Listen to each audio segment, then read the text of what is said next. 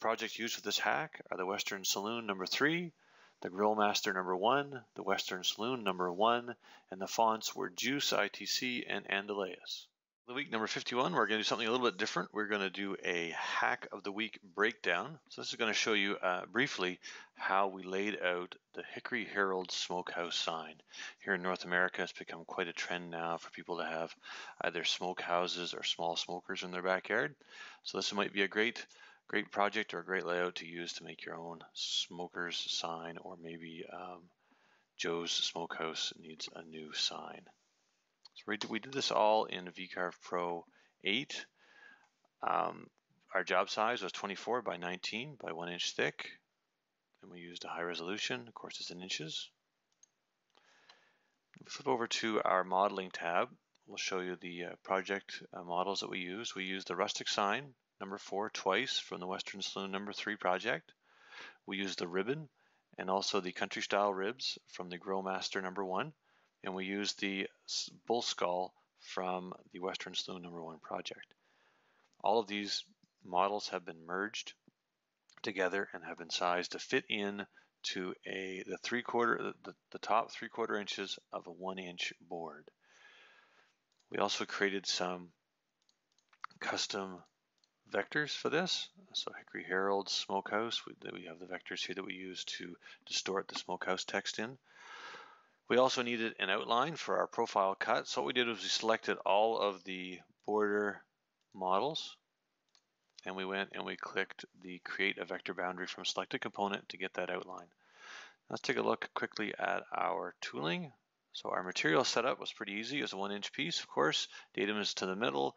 We have the gap at the bottom, so there's that 1/4 inch that we're not going to touch with our models. It'll give us a nice backing. We have our roughing pass. Take a quick look at that. We used a 1/4 inch end mill for that. I'll just point out all the high points here.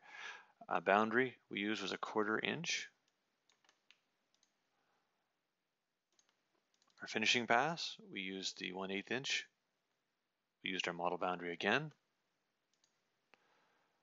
For our V carving, we made sure that we used the 90-degree cutter. And we also made sure that we projected the tool path onto the 3D model. That's important because this top of this ribbon isn't quite flat. So you want to make sure that your letters get cut nice and even across there. And then we have our profile pass, which is, we started at 3/4 inch depth. We finished at a 1/4 inch deeper than that, so that those two added together make 1 inch. And normally we would use tabs, but in this case, we don't want to hold the virtual material in there because we want to double click on it to delete that waste material. Let's just go ahead and preview those one at a time. Actually, we'll just preview them all.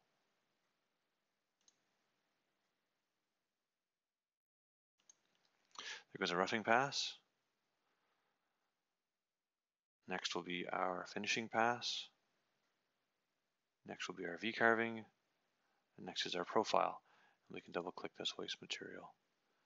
Now, a couple things to note is that because of the size of the V-carve bit, I had to make sure that the ribbon, there was enough distance between the top of the ribbon and this line, or we ended up during the V-carving stage, we trimmed off the top of this ribbon. Something to keep in mind and something to note.